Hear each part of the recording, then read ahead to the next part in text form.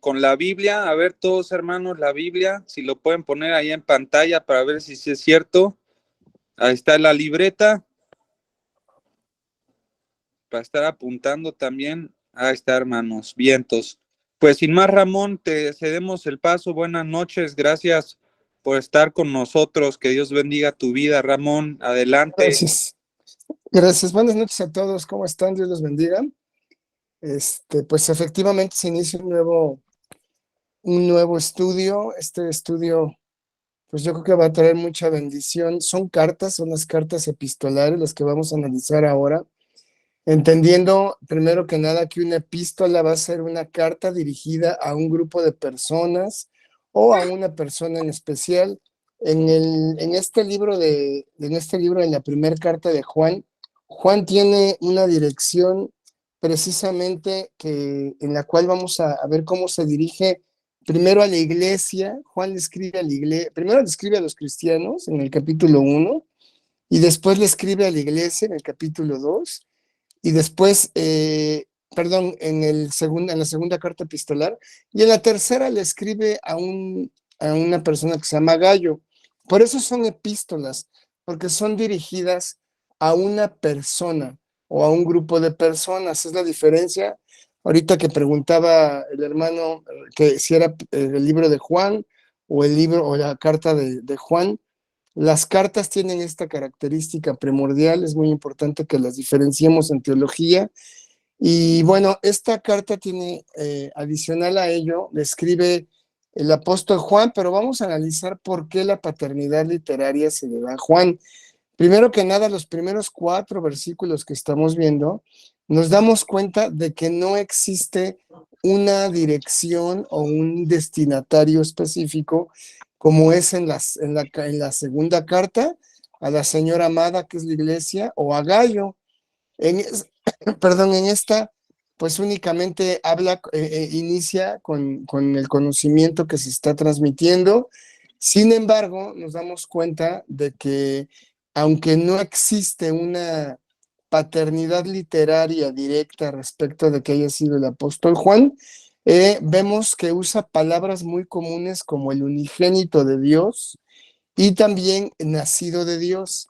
Ahora, en esta primera carta epistolar, Juan exalta mucho el amor ágape, que es una de las características del apóstol Juan. Usa la palabra en griego phos, que viene siendo luz, y zoe, que viene siendo vida, que estas mismas palabras se enfatizan en el libro de Juan, en el Evangelio, el único de los 4 evangelios que no es sinóptico, sino es un evangelio espiritual, el libro de Juan. Entonces se confirma la paternidad literaria con estos elementos. No se sabe exactamente la fecha tampoco de cuándo fue que se dio esta escritura. Prácticamente todos los teólogos consideran y concuerdan en que el estudio de Juan se dio a finales del primer siglo, por ahí del año 90. Se identifica a Juan ya como un anciano de días por la redacción que se maneja y por la forma en la que se dirige a los hermanos, hablándole a cristianos y diciendo hijitos míos en todo tiempo. Ahora, ¿dónde se dio esta carta? ¿Dónde se escribió? La carta de las primeras 3 cartas epistolares de Juan se dieron en Éfeso. Fue el último lugar de donde vivió Juan antes de ser enviado a Patmos. Éfeso y Patmos están muy cerca. Realmente es una isla lo que los separa, una porción del mar que los separa, están muy, muy cerca. Y digamos que Patmos pertenecía a la circunscripción de Éfeso, en una zona en la que se enviaban a las personas que eran condenadas y que tenían algún castigo de tortura. Es Éfeso el lugar más importante de aquella época, en donde Pablo desarrolló su ministerio público, como ya lo conocemos, y Éfeso era muy atractivo tanto en el comercio como en en el mismo templo de Diana de los Efesios, un templo que contaba nada más con 127 columnas y cada una de las columnas tenía 18 metros. A Éfeso se le considera como el pozo de la inmoralidad, ya que era un lugar completamente de adoración helenista y cuyas prácticas sexuales se daban de manera muy abierta. Existía el homosexualismo tal cual, pues como lo conocemos el día de hoy, era algo muy común en el gobierno romano y en toda la zona de Asia Menor que se dieran estas prácticas. Y bueno, ahí fue donde Juan desarrolló estas tres cartas. Yo consideré necesario desglosar los tiempos de la primera carta de Juan, desde cómo fue llamado Juan al servicio o al ministerio con Cristo. En el año 27 después de Cristo, es decir, después del nacimiento de Cristo, Jesucristo llama a Juan y a Jacobo, o a Juan y a Santiago, que son hijos de Zebedeo, en el año 27 después de Cristo. Posteriormente, en el año 30 de la misma era después de Cristo, Juan llegó a ser el líder de la iglesia primitiva. Estamos hablando de un Juan completamente lleno del Espíritu Santo a partir de este momento. Para el año 67 después de Cristo, Pablo y Pedro son ejecutados en distintos tiempos, pero pierden la vida ambos a causa del Evangelio de Jesucristo. Y ahí es donde Juan se establece ya en la ciudad de Éfeso. Para el año 70 después de Cristo, como todos sabemos, el emperador Tito destruye la ciudad de Jerusalén y con esto se hace una dispersión de todos los creyentes que estaban en Jerusalén por todas las regiones de Asia. ¿Por qué comentamos esto? Porque con esto vamos a ir entendiendo la parte cronológica y el desarrollo que tienen las cartas epistolares. Si nos damos cuenta, antes de estas tres cartas se encuentran las cartas de Pedro, la primera y la segunda carta de Pedro, y son dirigidas a la diáspora, a la dispersión, a los hermanos que han sido dispersados por causa de la persecución. Para el año 90 después de Cristo, como ya lo mencioné, se considera que este Juan hizo estas tres cartas que acabo de mencionarles, la primera, la segunda y la tercera carta de Juan, y también se dice por parte de los teólogos que Juan debió de haber muerto en el año 100 después de Cristo. Como conocemos la historia, es el único de los 11 apóstoles, ya 12 con Matías o Matatías, que no murió a filo de espada. En algunas otras clases que el Señor me ha dado la oportunidad de participar en esto, he podido compartir con ustedes la muerte de los apóstoles, cómo es que la tradición judía y la historia determinan que murieron los apóstoles. En ese orden de ideas, Juan debió de haber muerto en la isla de Patmos, previo a haber escrito el libro de Apocalipsis que todos conocemos. Y con esto me voy a dar paso a dar lectura a los 10 versículos que el apóstol San Juan escribe a los cristianos. Y este es de mis capítulos favoritos, si no es que el mayor, el primer versículo de esta carta epistolar, porque es una manera de acercamiento que tiene el apóstol con cada creyente, de explicarnos y de decirnos la forma en la que fue escuchado, visto, contemplado y palpado nuestro Señor, y le doy lectura. Lo que era desde el principio es primer carta epistolar, capítulo 1 del libro de la carta de San Juan, el versículo 1. Adelante, Norberto. Miren, normalmente las preguntas las hacemos al final de la clase. Me gustaría mucho que me permitieran desarrollar el tema y posteriormente, si ustedes gustan, hacemos un tiempo de preguntas y respuestas. Aún así, si gusta el hermano hacer la pregunta por medio del chat, yo no podría responderla porque estoy en el desarrollo de la clase. Muchas gracias. Les comentaba el versículo 1, dice, lo que era desde el principio, lo que hemos oído, lo que hemos visto con nuestros ojos, lo que hemos contemplado y palparon nuestras manos tocante al verbo de vida. Y es una descripción tan hermosa que se refiere a la revelación de Cristo en sus enseñanzas, en la vida eterna, en la manifestación de Cristo, en 4 palabras muy sencillas. Hemos oído, hemos visto, hemos contemplado y palparon nuestras manos tocante al verbo de vida.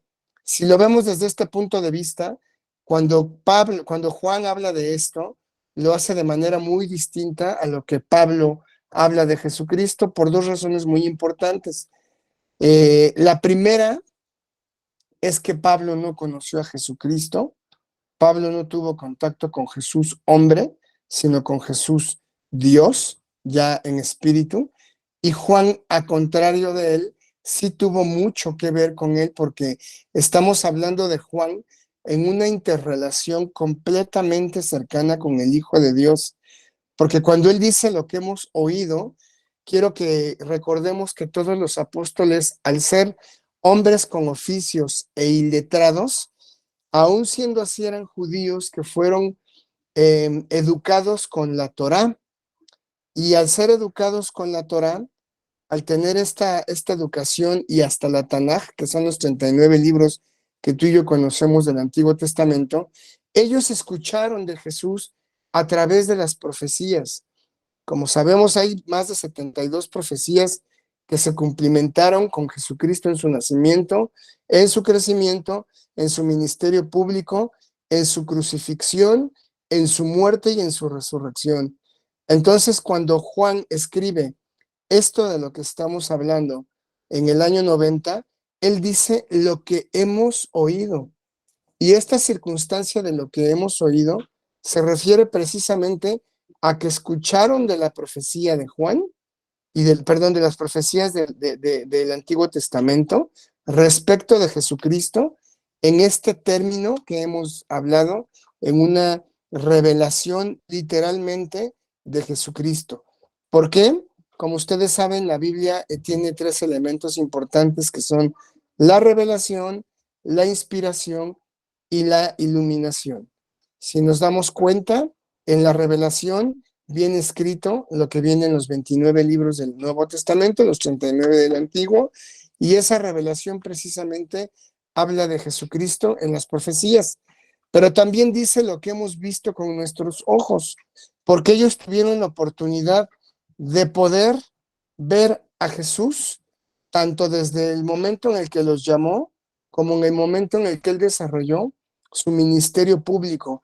Ellos pudieron ver las obras y los milagros que Jesucristo hizo en cada uno de los acontecimientos que se detallan en la Biblia, y que Juan precisamente especifica en el capítulo 21 que si se pusieran todos los milagros que Jesús hizo, dice, y pienso que si aún pusiéramos todos los milagros, se escribieran, perdón, todos los milagros que hizo Jesucristo, no cabrían los libros en todo el mundo de todo lo que se hizo. Es una hipérbole, lo tenemos muy claro todos como teólogos, pero también entendemos que Jesucristo hizo miles de milagros que no vienen en la redacción de nuestra Biblia, lo cual quiere decir que el Espíritu Santo inspiró a los redactores, a los escribas, a las personas que escribieron los 66 libros de la Biblia, para que se pusieran las cosas más importantes que nuestro Dios consideró que íbamos a nosotros a recibir para la iluminación y el entendimiento de las Escrituras. Algo muy hermoso. Y también dice lo que hemos contemplado, porque precisamente a Juan y a Jacobo les tocó el hecho de poder estar Pedro, Jacobo y Juan, recuerden, era el grupo íntimo de Jesucristo. También ya hemos mencionado muchas veces que Jesús tenía 3 grupos. El más íntimo, el círculo más íntimo era Pedro, Jacobo y Juan. Estuvieron en la resurrección de la hija de Jairo, estuvieron en la transfiguración. El segundo círculo eran los 12 apóstoles, y el tercer círculo pues era un grupo de seguidores, miles de personas que lo seguían día y noche esperando recibir alguna señal. Y cuando él dice hemos contemplado, pues precisamente Pedro, Jacobo y Juan contemplaron la gloria de Jesús delante de dos personas del Antiguo Testamento, que son los profetas en representación de Elías y más atrás la ley en representación de Moisés.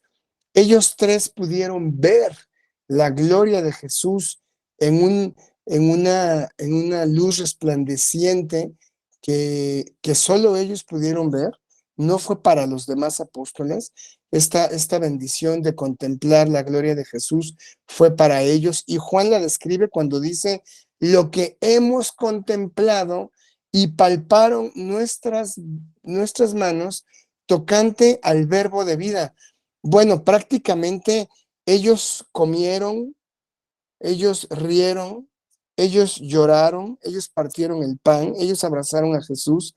Precisamente Juan es el discípulo que se llama el discípulo amado y que se recostaba en Cristo en el aposento alto.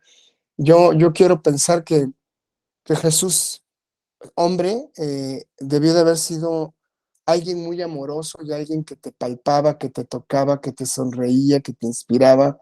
Y bueno, Pablo no conoció esto, como lo he dicho, pero Juan sí. Juan dice, lo palparon nuestras manos, hablando con él, con el Logos, con el verbo de vida, por quien el Padre hizo todo y por quien se sostiene todo, por Jesucristo, tocante al verbo de vida.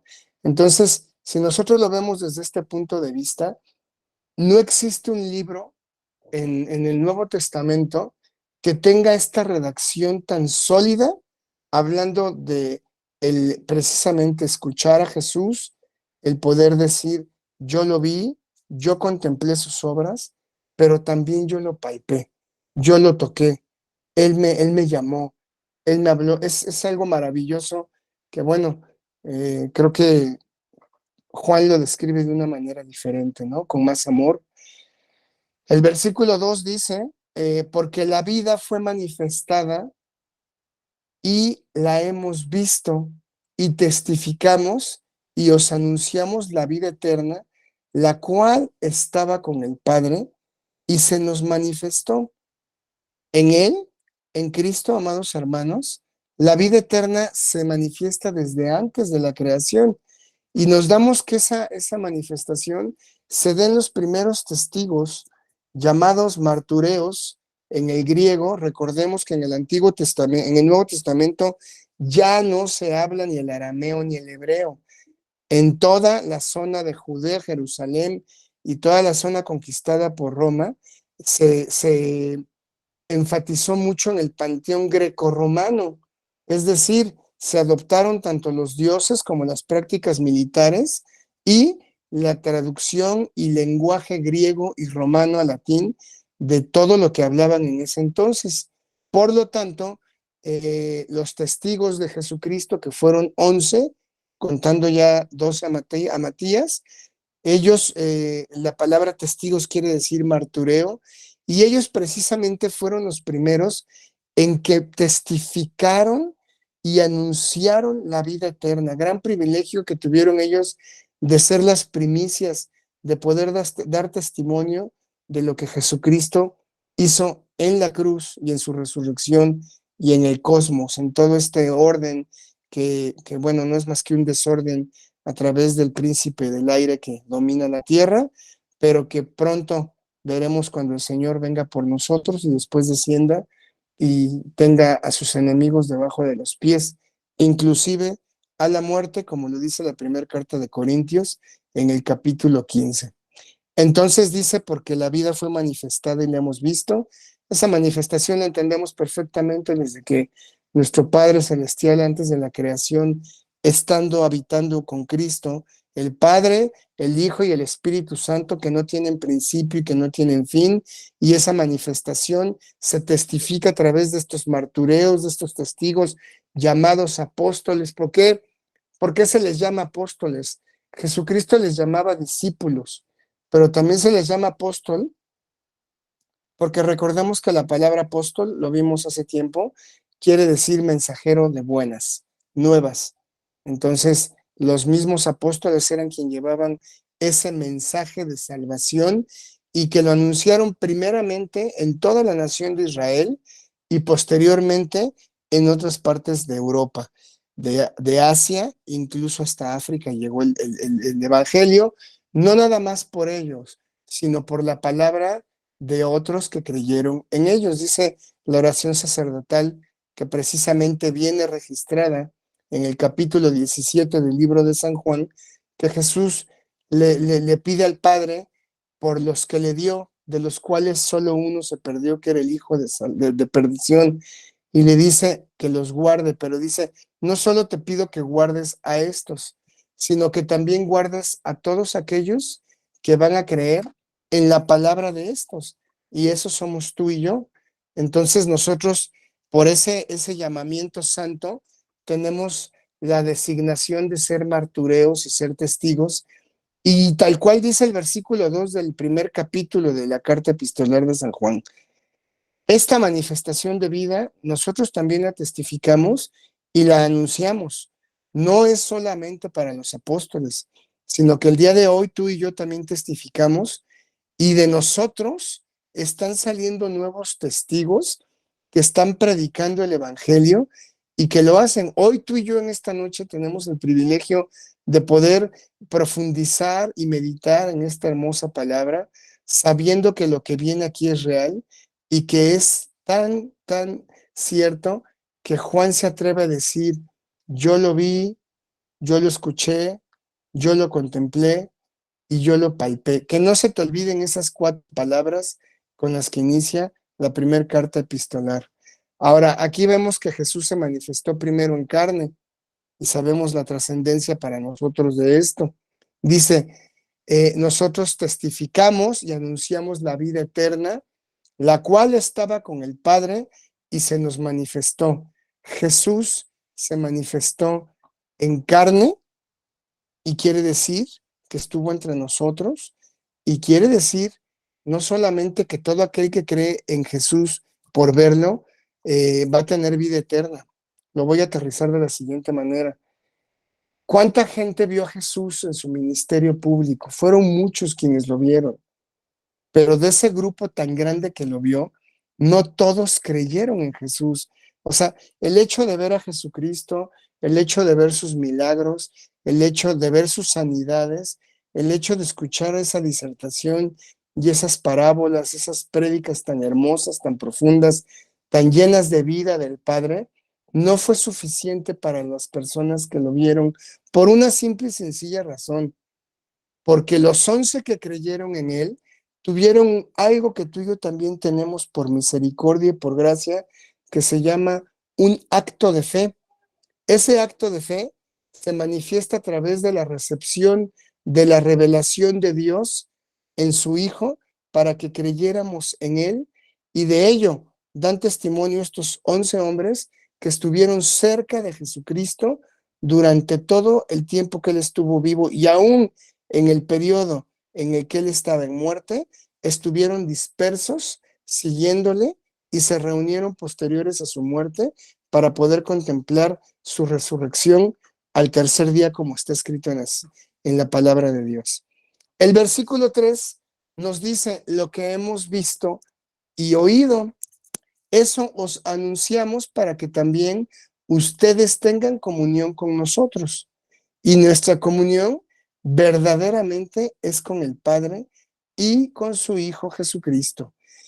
Este versículo 3, amados hermanos, va a conectar los sentidos de la vista y del oído con la fe de aquellos que no han podido ver a Jesucristo corporalmente.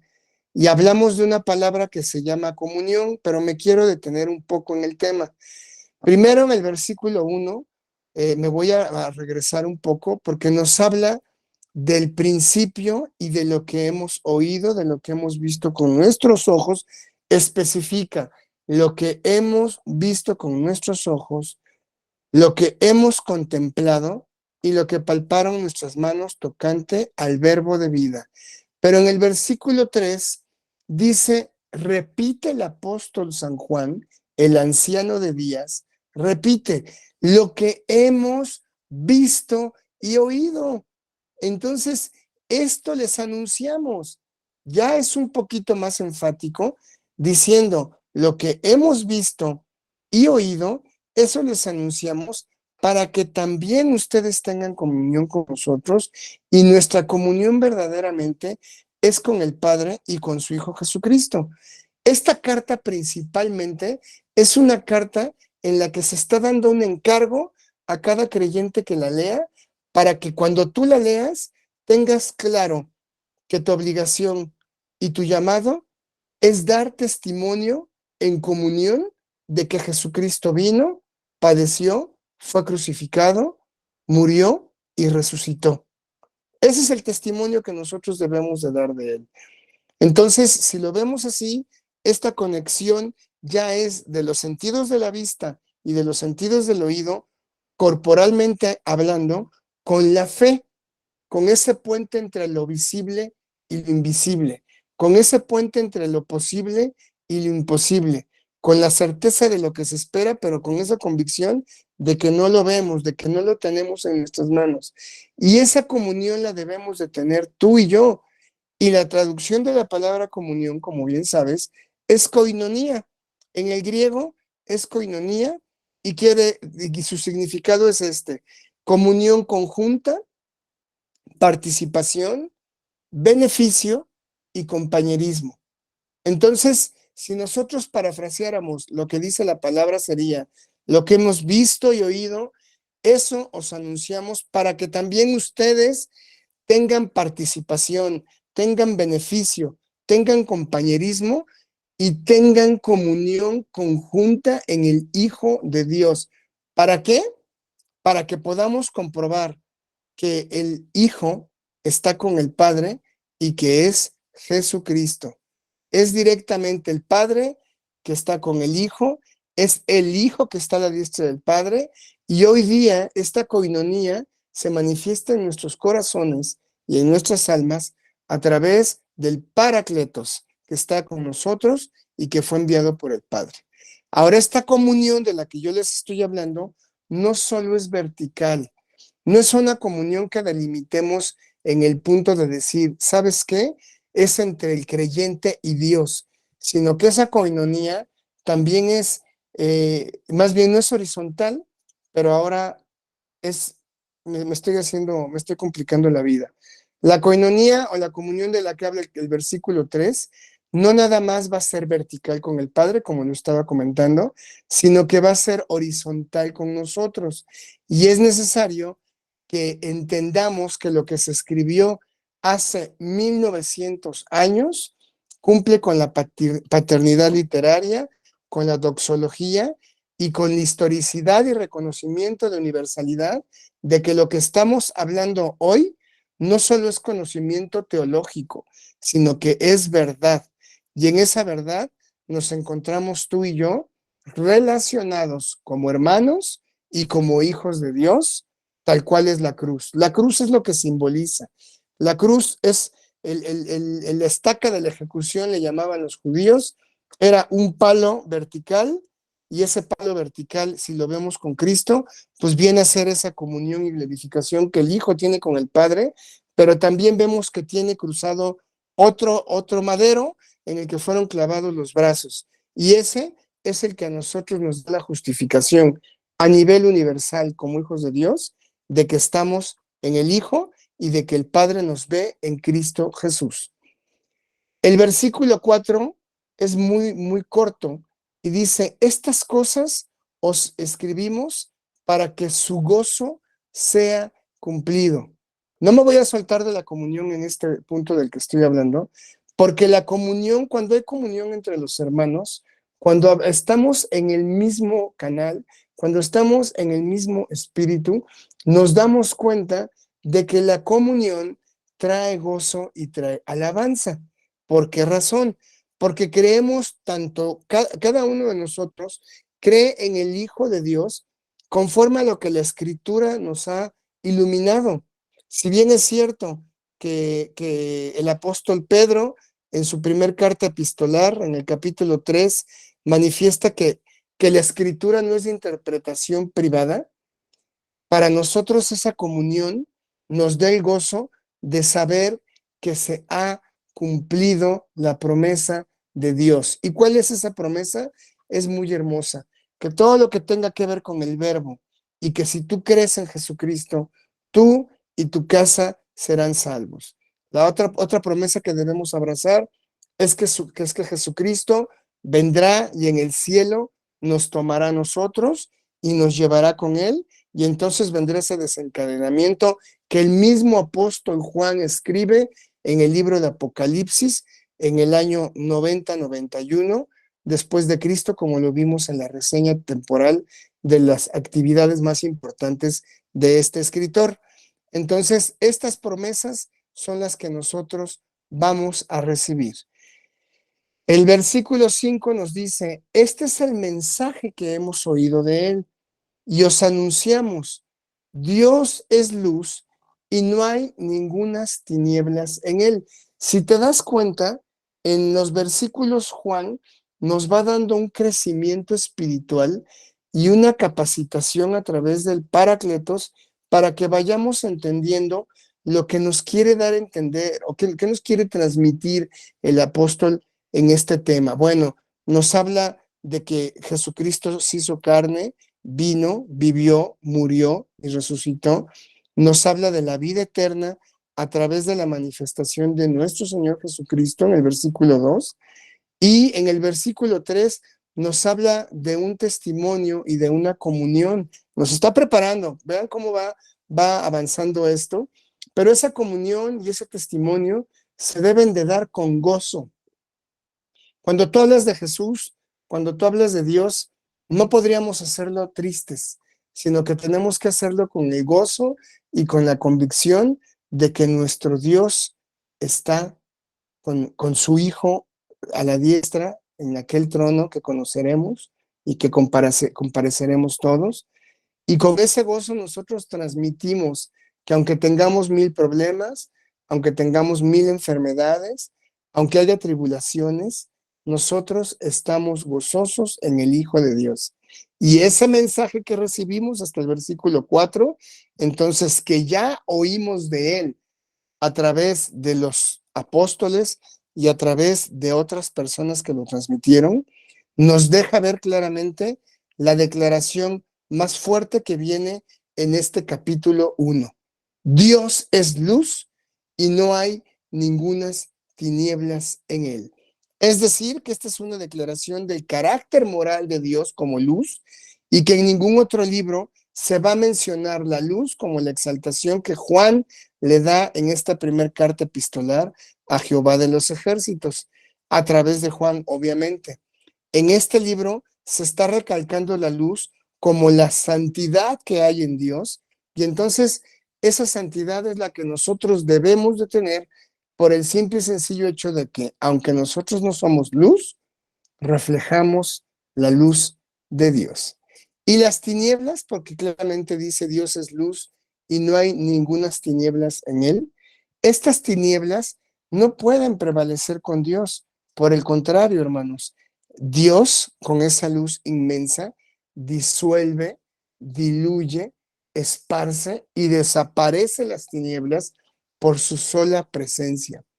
El término ningunas tinieblas hay en él se refiere precisamente a que Dios no es lo que hace, Dios es lo que Él es el carácter, es la santidad, es el poder, es la omnipresencia, omnipotencia, omnisciencia, soberanía. Él es luz. Ese es nuestro Dios. En Él estamos confiando.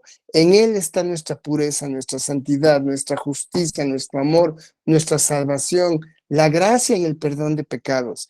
En Dios, no en lo que Él hace, sino en lo que Él es en toda la extensión de su existencia. Con esto Juan nos refiere al capítulo 1, versículo 6, dándonos a entender un camino que debe de ser recto y en el cual no nos podemos desviar. Si decimos que tenemos comunión con Él y andamos en tinieblas, mentimos y no practicamos la verdad.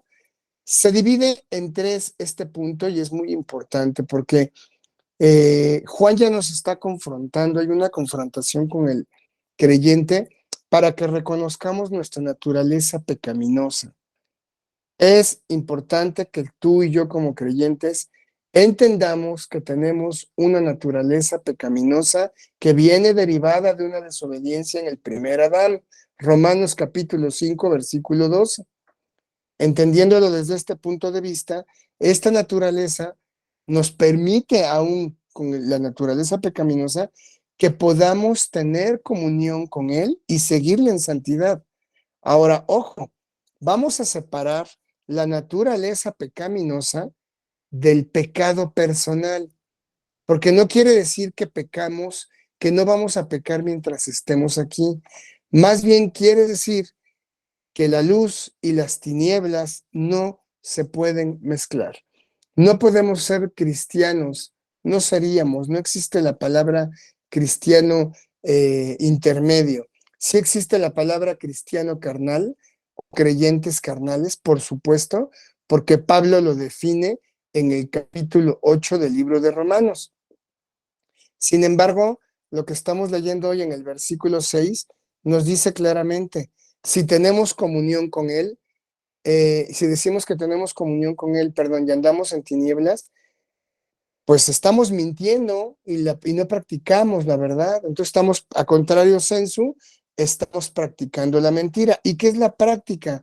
La práctica es el conjunto de pensamientos repetitivos y actos que nos llevan al pecado. Eso es la práctica. Imagínate una tortillería, una máquina para hacer tortillas. El pecado es esa bola de masa, la metes en el recipiente y salen esos pequeños discos llamados pecado, pecado y pecado y pecado. Eso es la práctica del pecado, no de la verdad. La primer carta de Juan en el capítulo 3 dice que Jesucristo vino a deshacer las obras del diablo para que no practiquemos el pecado, sino practiquemos la verdad. Entonces, nosotros no podemos estar en tinieblas porque somos el reflejo de la luz. Y si somos el reflejo de la luz, entonces no podemos decir que tenemos comunión con Dios cuando estamos en pecado. El creyente, tú y yo, debemos de decidir a quién servir. Ya estamos en Cristo, ya murió por nosotros, ya perdonó nuestros pecados, ya nos liberó de esa carta de condenación que se menciona en el segundo capítulo del libro de Colosenses, esa carta que era contraria a nuestra persona. Entonces, es cuestión de decidir y de hecho no hay nada que decidir, es seguir a Cristo sin decir que andamos en Él y no haciéndolo, porque podemos conocer gente que cree que está en Él, pero no lo está. La Biblia dice en Romanos capítulo 8, capítulo 1, que ninguna condenación hay para los que están en Cristo Jesús, los que tenemos comunión con Él, los que practicamos la verdad, los que no andamos en tinieblas. Entonces, esta es una confrontación que Juan hace directamente. Vas a predicar el Evangelio, pero no andes en tinieblas, porque si dices que tienes comunión con el Padre y andas en tinieblas, estás mintiendo. Y si estás mintiendo, no practicas la verdad. Y esto trae muerte, trae muerte eterna a través de ello. Y la verdad no es lo que tú dices que haces. La verdad es lo que tú haces. Podemos decir misa, hermanos, podemos adornarnos con que oramos muchas horas, con que predicamos el Evangelio y con que ayudamos. Pero eso es lo que nosotros presentamos a los demás. En realidad lo que nosotros somos viene por una iluminación y por una confirmación del Espíritu Santo, porque el Espíritu Santo todo lo escudriña, aún las cosas de Dios.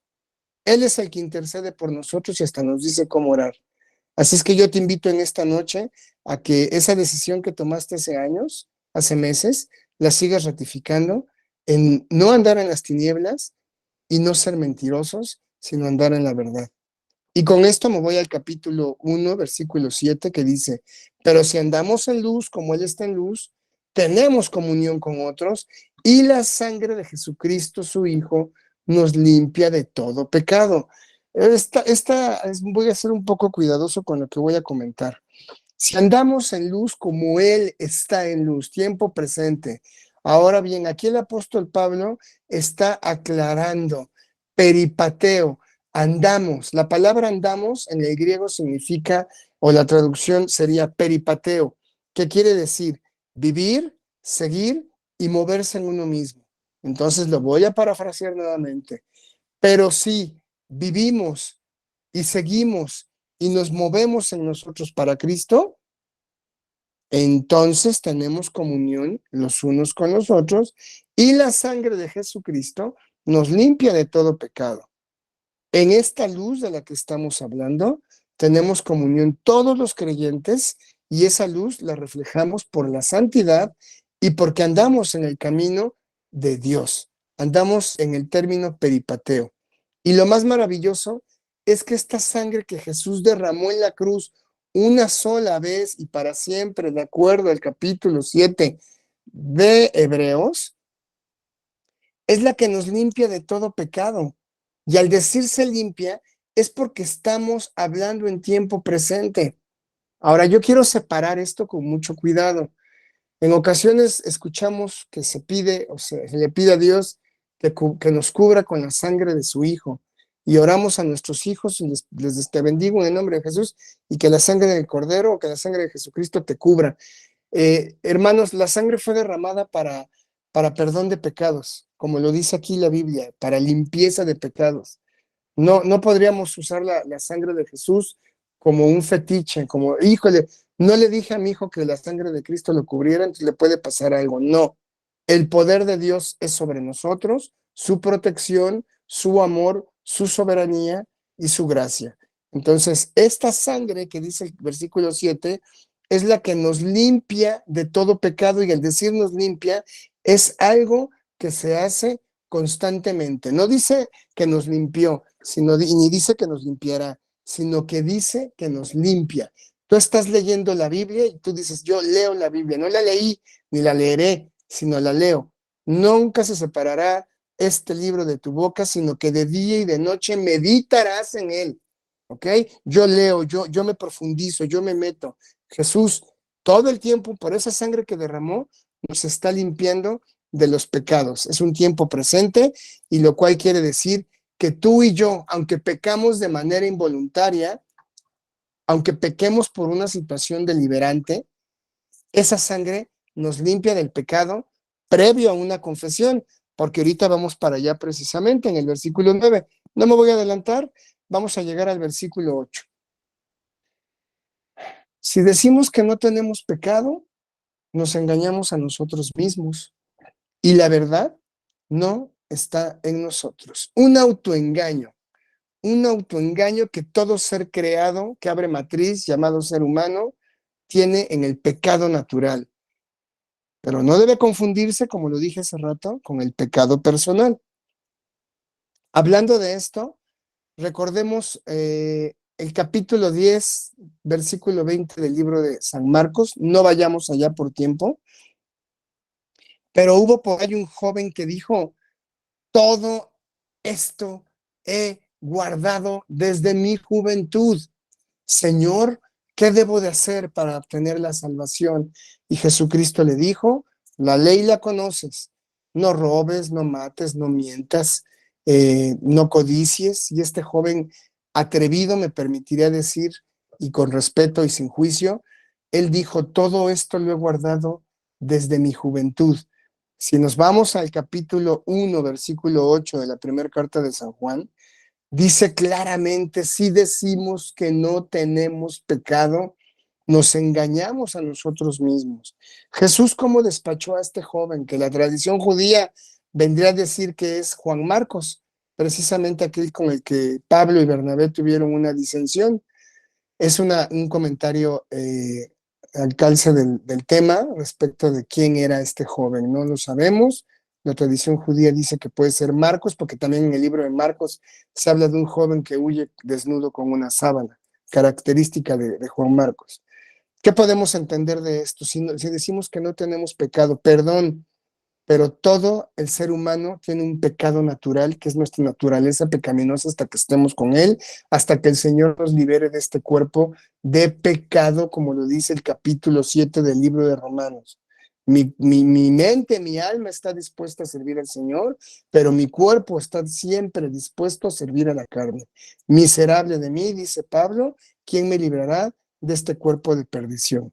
Entonces, si tú crees que no tienes pecado, pues hay un engaño en tu alma, porque entonces la verdad no está en nosotros. Dice Romanos 3:23, por cuanto todos pecaron en tiempo pasado, fueron destituidos de la gloria de Dios. Entonces, el que abre vientre, un ser humano que abre vientre, nace con pecado, porque el mismo Salmo 51 dice, en pecado fui concebido. Todo ser humano, el Señor le reveló al salmista David este punto y todos lo tenemos. No podemos decir que no hay pecado en nosotros, ¿ok? Y nos lleva precisamente a eso. Entonces, ahora, en esa madurez de la que hemos estado hablando, desde el versículo 1 al versículo 9, viene una de las herramientas más hermosas que tenemos tú y yo a través de la oración. Si confesamos nuestros pecados, Él es fiel y justo para perdonar nuestros pecados y para limpiarnos de toda maldad. Si no tienes subrayado esto en tu Biblia, resáltalo y subráyalo, porque es de las palabras más importantes de las que te debes atar, a las que debes acudir día y noche, y es la confesión de pecados. Me voy a permitir leer el Salmo 32, versículo 5, para que lo entendamos desde cuándo se dio esto, que son como 1000 años, 800 años a 1000 años, en los que el salmista David dijo, mi pecado te declaré y no encubrí mi iniquidad. Dije, confesaré mi pecado, mis transgresiones a Jehová, y tú perdonaste la maldad de mi pecado.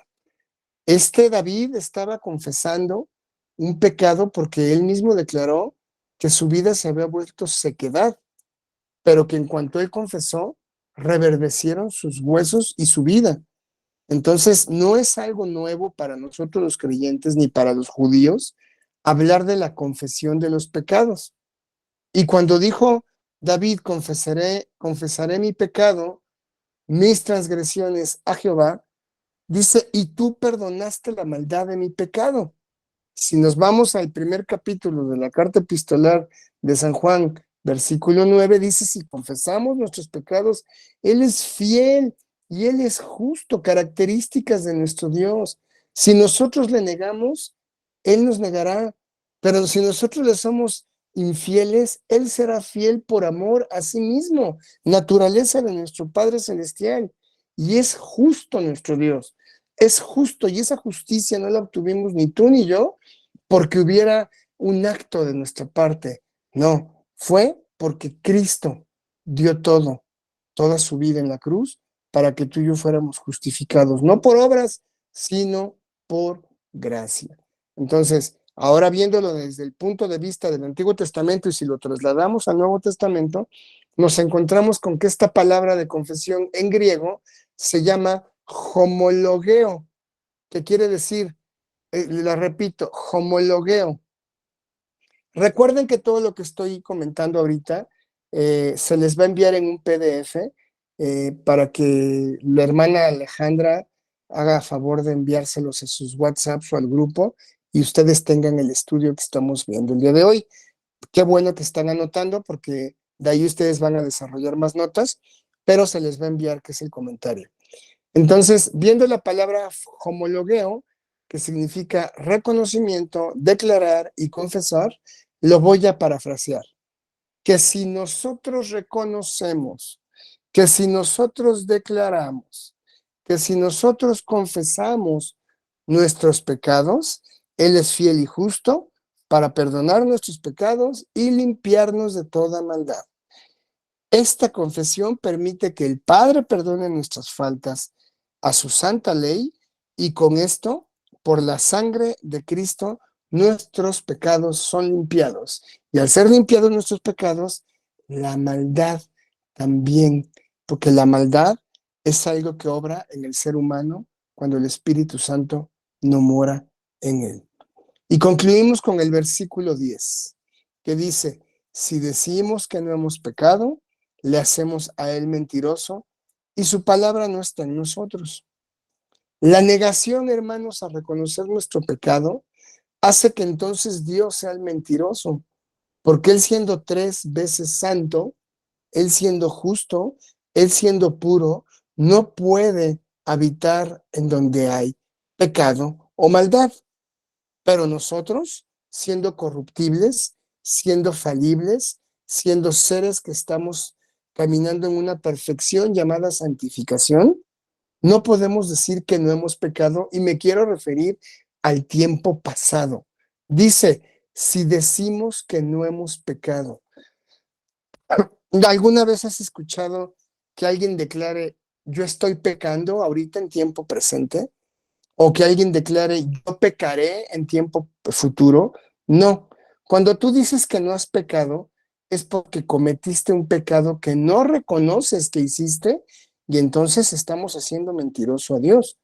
Esa negación hace que nosotros pues pongamos atención en lo que en lo que Juan dice, porque se refiere a un tiempo pasado, pero adicional a ello, en este versículo estamos dejando que el pecado nos envuelva y estamos ofendiendo a nuestro Dios al contaminarlo con la mentira que nosotros declaramos. Una mentira lleva a miles de mentiras. Un pecado lleva a miles de mentiras, porque cuando pecas te vas a cubrir y vas a buscar la manera de salir del pecado por mentira, por otra mentira, por otra mentira y por otra mentira. Entonces, a quien estamos haciendo mentiroso es a Dios. Es necesario, aquí ya interviene ese pecado personal que hablé en el versículo 9, 8 y 9. Hay dos tipos de pecado en esta clase. La naturaleza pecaminosa que viene desde Adán y el pecado personal. Y el pecado personal es aquel que te envuelve y hace caerte y es el que practica una persona. Y si ese pecado no se confiesa, es porque hay una convicción de hacerlo y no de que Dios lo permitiera. Dios no permite que tú pecas porque Dios, o que peques tú y yo, no. Dios no puede ser tentado. Tus ojos se dirigen hacia donde tu corazón está puesto. Tu boca habla de la abundancia de tu corazón. Tu tiempo lo dedicas a la Biblia o al Netflix. Tus días de tiempo libre los ocupas en la meditación o en el recreo con la sociedad, sabiendo que ya hay pecado. Cada uno de nosotros sabe cómo desarrollarse en este punto. Pero bueno, lo más importante es que cuando nosotros confesamos esto, entonces, ojo, se afirma la palabra de Dios que está en nosotros.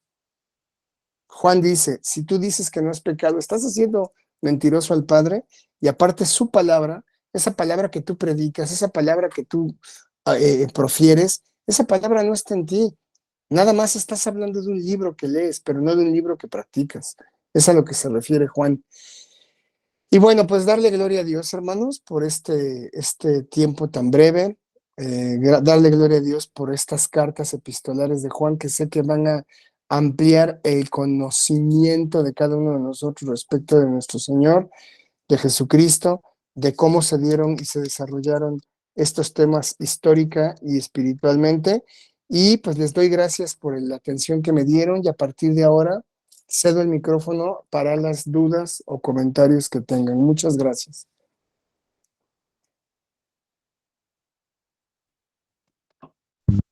Pastor, buenas noches. ¿Le puedo hacer una pregunta? Las que gusta, hermana. Acuérdense que soy su hermano en la fe. A la orden. Bendiciones, hermosa enseñanza.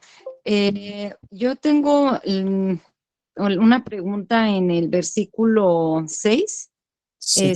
donde nos recalcó la palabra practicamos, que nos hablaba de los pensamientos repetitivos. Entonces, ¿puedo hacerlo,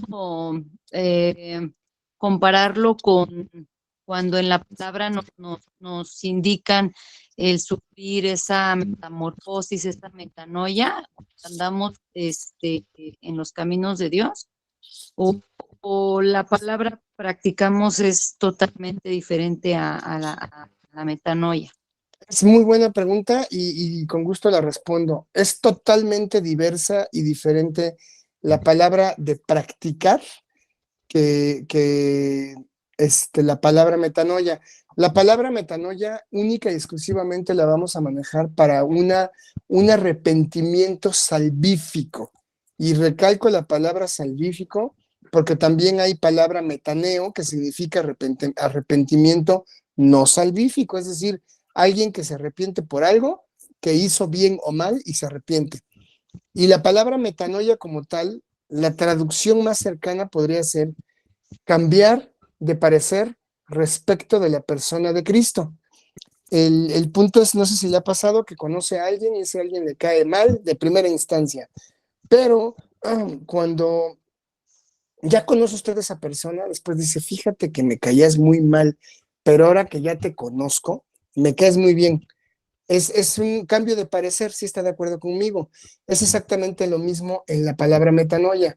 No conocemos a Cristo y cuando pecamos, ese pecado lo que hace es que nosotros digamos, pues pequé y lo siento, pero cuando hay metanoia, es pequé, mi corazón se contrista porque conozco al autor y consumador de mi fe, conozco al que fue clavado en la cruz, conozco al que fue perforado por mi causa, conozco al que fue desollado y expuesto por mi causa y que una lanza lo penetró en el pulmón, todavía muerto. Entonces, cuando yo peco, mi dolor es por el pecado, pero no por mi pecado, sino porque ofendí a aquel que fue mi sustituto en la cruz.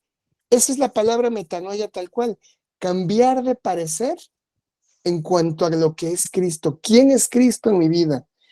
En oposición a esto, la palabra de practicar es como cualquier persona que hace algo para lograr algo. Voy a ser más práctico.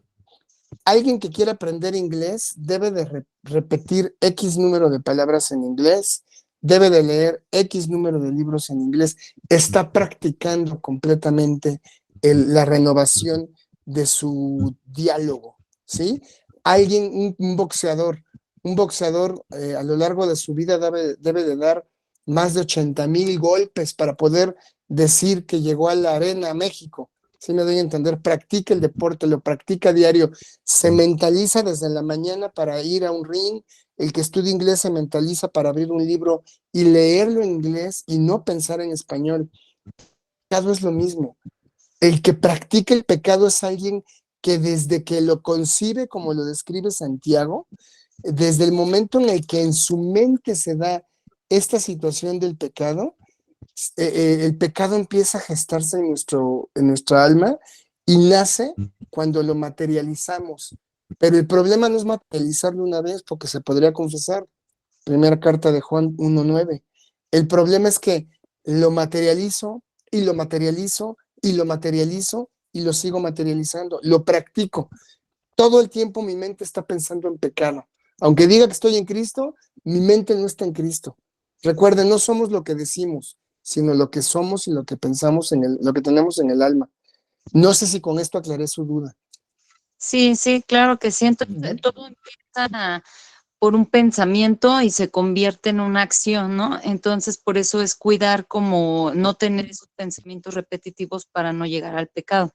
Efectivamente, decía Adrián Rogers en un libro que escribió, y discúlpeme, no recuerdo el nombre, no podemos evitar que las aves vuelen arriba de nuestra cabeza, pero sí podemos evitar que hagan nido en nuestra cabeza.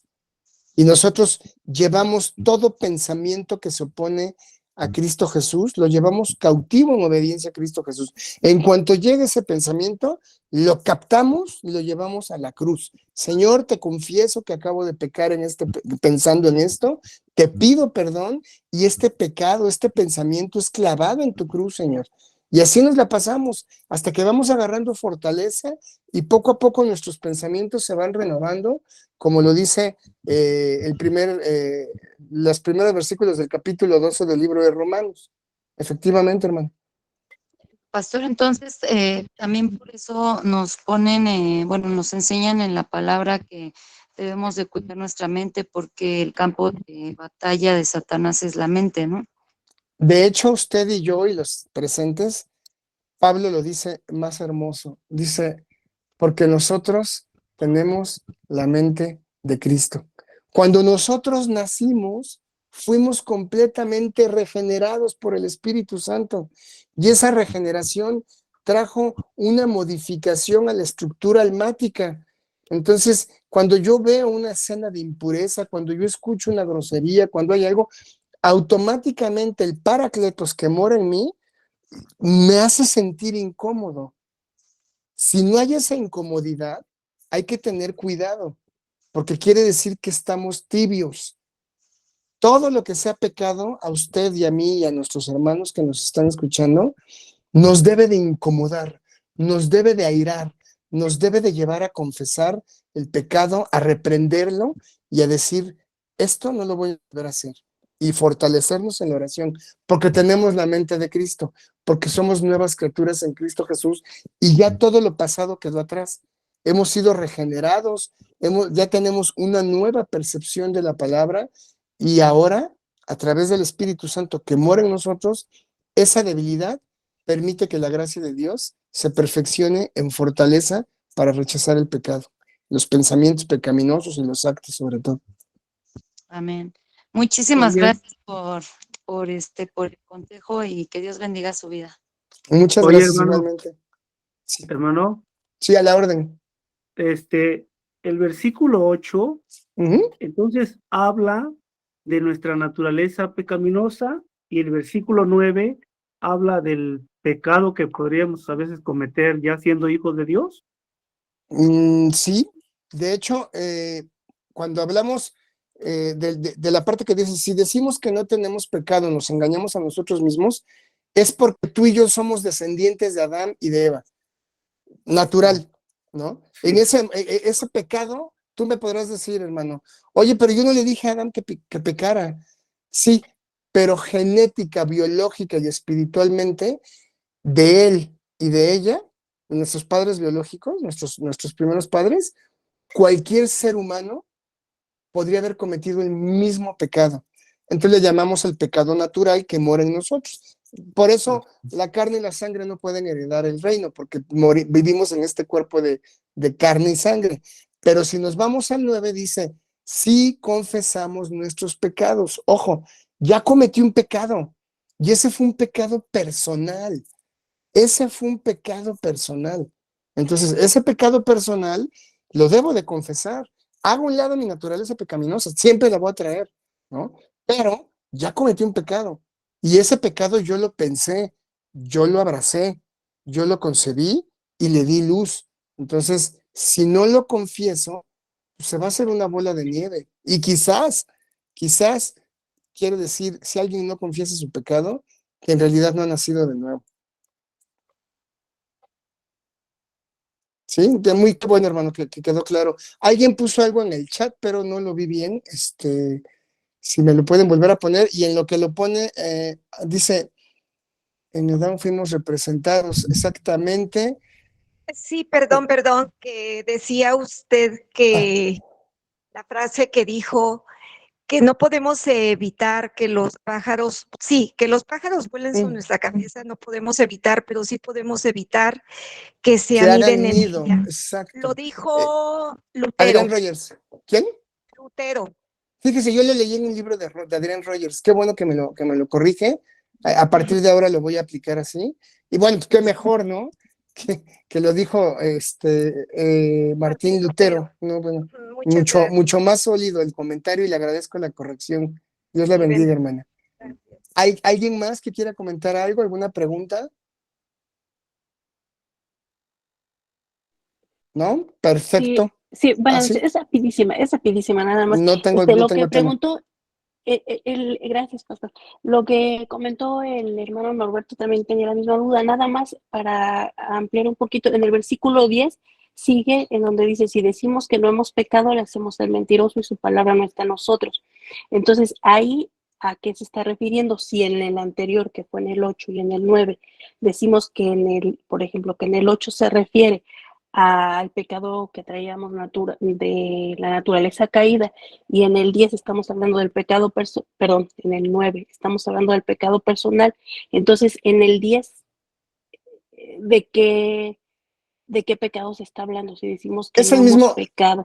perdón, es el mismo pecado personal, hermana, como les comentaba hace rato. Ah, Yo veo a Juan en estos 10 versículos dando una maduración para que conozcamos la profundidad, la luz, la santidad y la perfección de nuestro Dios, y para darnos un paquete que se llama Evangelio, y para decirnos, ten cuidado, porque del 8 en adelante, ten cuidado porque en ti mora un pecado que se llama pecado natural, pero también ten mucho cuidado porque cuando pecas debes de confesarlo, para que entonces yo, Dios, te perdone. Y si yo, Dios, te perdono, te voy a limpiar, porque atrás todavía, si nos vamos al versículo 7, en la madurez de la que estamos hablando, dice que la sangre de Jesús nos limpia de todo pecado. Entonces, la sangre de Cristo que fue derramada una sola vez y para siempre, no la usamos como fetiche. Creemos firmemente que Jesucristo, al derramar su sangre, limpió los pecados de la humanidad. 8. Si yo digo que no tengo pecado, entonces estoy haciendo mentiroso a Dios. 9. Pero si llego a pecar, entonces debo de confesarlo, porque yo todavía soy un ser con pecado. ¿Por qué? Porque no estoy en el reino. Y ojo, si ya confesé mi pecado y Dios me libra, me limpia de toda maldad, me perdona mi pecado y me limpia de toda mi maldad, tengo que cuidarme siempre de no decir que no tengo pecado, porque entonces sería el reconocer que yo soy, más bien el falso reconocimiento de decir, pues yo pequé una vez, pero a partir del día que, y creo que lo hemos escuchado lamentablemente, a partir del día que yo dejé de hacer esto, hoy estoy en Cristo al 100%, pero has pensado, pero has dicho, pero has actuado. Entonces, es más, los presentes podemos confesar, yo voy en primer lugar, que hace unos minutos pude pecar.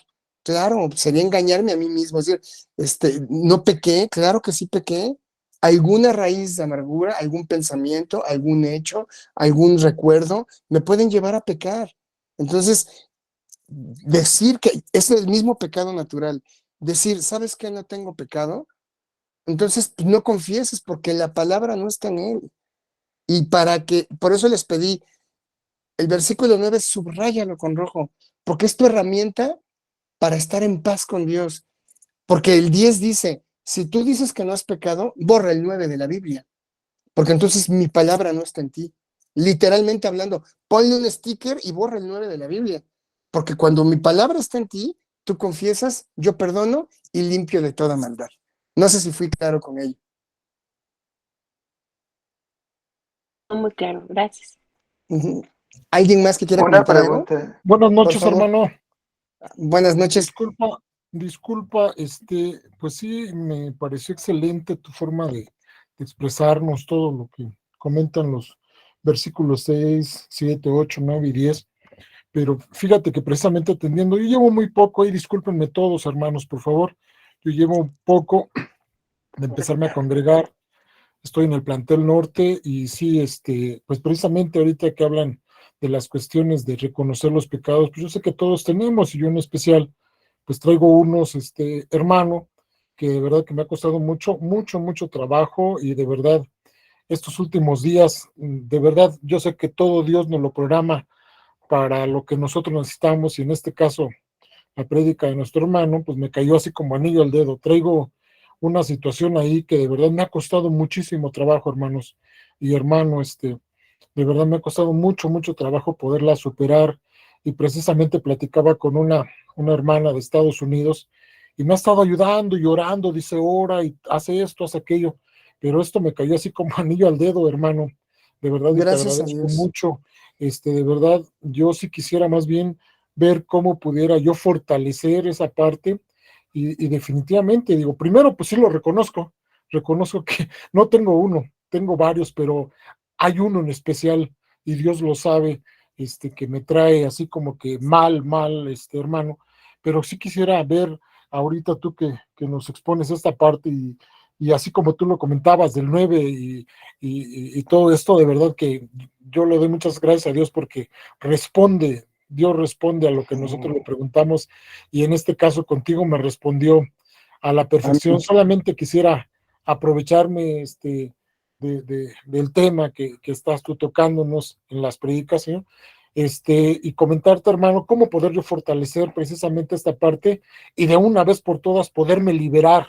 Quiero romper esas cadenas, quiero romper de ese pecado o de esos pecados que yo tengo y que de verdad lo confieso aquí delante de todos ustedes, no me han dejado liberarme como yo quisiera y quiero fortalecerme, quiero romper esas cadenas de esta parte, hermano, por favor, si tú me pudieras ayudar con tu Claro, experiencia, claro que por sí, favor. Alfonso.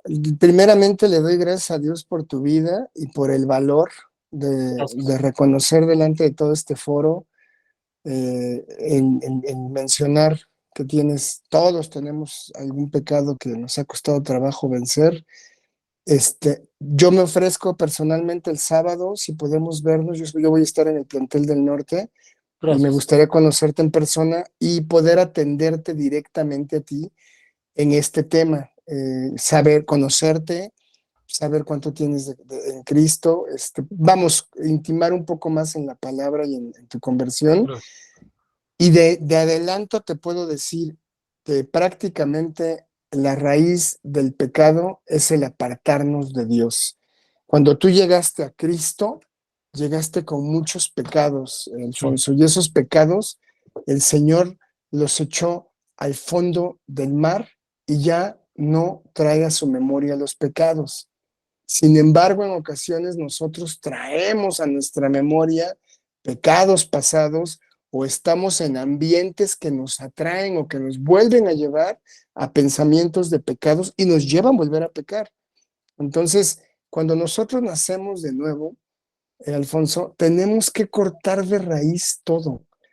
Yo le llamo grandes males, grandes remedios. Es decir, desde el CD que te recuerda alguna situación de pecado y que lo tienes todavía en tu casa, dice la Biblia en el libro de los Hechos, no recuerdo ahorita qué ciudad fue, que cuando Pablo llegó al centro de la ciudad después de haber predicado, se encontró con muchas cosas de valor que la gente llevó al centro, a la plaza, y las quemaron.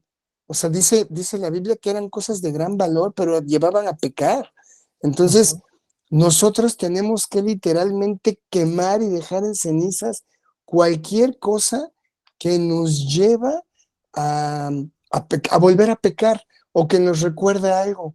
Entonces, yo de entrada te pediría que sí arranques de raíz en casa, en todo lo que tengas, algo que te lleve a ese pecado personal que ahorita tú me estás diciendo. Yo traigo uno muy especial, Ramón. Ese hay que buscar la raíz. Hay que empezar a escarbar, hermano. ¿De dónde salió? ¿Por qué lo pienso? ¿Con quién lo hice? ¿Qué es lo que por qué hoy sigo haciéndolo o lo sigo acariciando cuando ya mi alma aborrece todo esto? Te voy a pedir que te leas el capítulo 7 del libro de Romanos y el capítulo 8. Medítalos de aquí al sábado y platicamos el sábado tú y yo, por favor, para que podamos tener un entendimiento más amplio. Y gracias a Dios por tu vida y por la confesión. Créeme que todos los que estamos aquí te llevamos en este momento en oración y te vas a sorprender de cómo el Señor va a arrancar ese pecado que ya no debe de estar en tu ser. Créelo. Gracias, hermano. Sí, de hecho sí me conoces. He pasado a saludarte ahí Ok. donde nos congregamos. Y he pasado a saludarte. Me dijiste que hoy nos tocaba contigo. Siempre Claro. pues, llevo a veces una playera de Pumas. Acá siempre llevo una playera de Pumas y pasé a saludarte. Y pues, Sí. no, pues sí me ubicas, porque además tú me diste la facilidad de poderme integrar a este gran equipo de esta licenciatura. Y estoy muy agradecido. Y pues sí, Gracias a la verdad he Dios. recibido mucho, de verdad, a todos y a ti, hermano, he recibido muchísimo en este tiempo que llevo con Cristo, con Dios. De verdad he Gracias a recibido Dios, hermano. muchísimo, y de verdad no sé, a lo mejor esto me lleva a esto precisamente que nos predicaste el día de hoy, a pedir ayuda y buscar cómo cerrar esas grietas que están en mi vida, hermano. Así será, Muchas hermano, gracias. así será. La enseñanza es lámpara y es luz. Y es lo que hoy venimos a hacer. Ánimo, hermano. Te agradezco mucho, Dios hermano. bendiga. Gracias a todos. Bien. Hermaín, ¿ibas a comentar algo?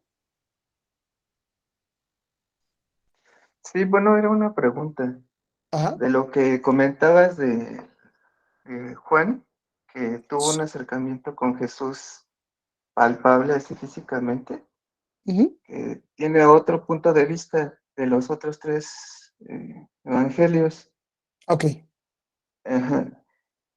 Pero me preguntaba, bueno, ¿cuál sería la diferencia con el Evangelio de Mateo? Porque, Ok. Te, o te sea, lo, te bueno, los donde inte- yo sé, Dime, dime, hasta dime. donde yo sé también Mateo tuvo como contacto, ¿no? Sí. Sí, quizás no Ajá, fui el más ajá. claro, o no, mi declaración no fue la más afortunada y te pido una disculpa. Los cuatro evangelios, Germain, se les llama, a tres de los cuatro evangelios se les llama sinóptico. Sinóptico quiere decir paralelo, opuesto al lado, en comparación. Es decir, tanto Mateo como Marcos y Lucas vieron o recibieron del Espíritu Santo una descripción y desarrollo de los hechos de una manera distinta. Es decir, si tú ahorita me ves en la cámara, yo estoy de mi lado izquierdo y de tu lado derecho. Entonces tú estás viendo un lado de Ramón, que Ramón está hablándole a aquellas personas, pero no captas lo que captan los de mi lado derecho de estas personas. Eso significa sinóptico. Cada uno captó algo de lo que Jesús dijo. Si los lees los cuatro, cuando recién convertidos todos los leemos y decimos, eso ya lo vi en Juan, eso ya lo vi en Mateo. Son sinópticos esos tres por esa naturaleza de comparación. Ahora, Mateo habla del rey, porque Mateo era judío y Mateo describe a un rey en Cristo en los 28 capítulos de Mateo. Marcos, sin embargo, no conoció a Jesús y era el escriba de Pedro, de acuerdo a la tradición, y Marcos describe a un siervo. En Cristo, Marcos nos describe a un siervo. Y Lucas, que tampoco conoció a Cristo, pero que para mí es el mayor hermenéutico que hay en el Nuevo Testamento, describe a un hombre, ¿sabes?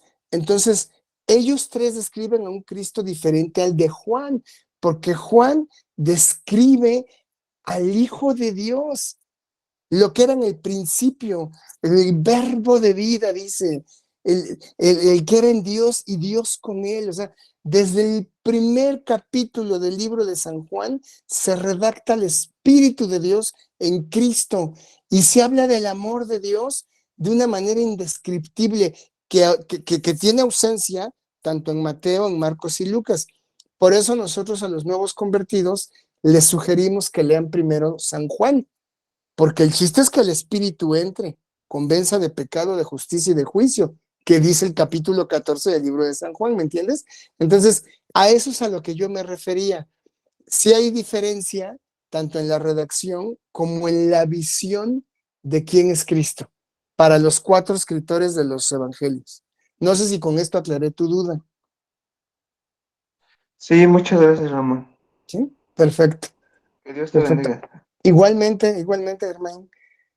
¿Alguien más, hermanos, que quiera comentar o preguntar algo? ¿No? Bueno, pues creo que ya concluimos, David, pastor, si ya andas por ahí. Sí, Ramón, te agradezco mucho por aún la disposición que tienes al final de contestar preguntas, la paciencia y Con todo mi ese amor. corazón dispuesto, amigo. Y pues gracias a todos también los que se quedaron y están aquí pendientes del primer capítulo de Juan. Pues estamos seguros que va a ser de gran bendición para todos. Es un libro extraordinario. Y la introducción que nos acabas de dar, Ramón, pues también te agradecemos mucho de todo corazón esta hermosa enseñanza. Que Dios te siga bendiciendo. Ramón, si nos pudieras compartir solamente una petición de oración para que estemos orando todos por ti en específico, ya de esa manera, pues concluimos la reunión. Una petición que nos quieras compartir. Claro, con todo gusto. Pues muchas gracias por la apertura. Pues les pido a todos en el amor del Señor que oren porque este siervo de Jesucristo pues tenga fortaleza, tenga sabiduría y paciencia en una prueba que estoy pasando muy fuerte ahorita, y que en estos días pues tenga también el cuidado de mis hijos para guiarlos a Cristo y para no separarme de la palabra y confiar en Él, confiar en que todo lo que pasa en nuestras vidas pues es porque Él así lo decide. Si me llevan en sus oraciones con esto, se los voy a agradecer mucho.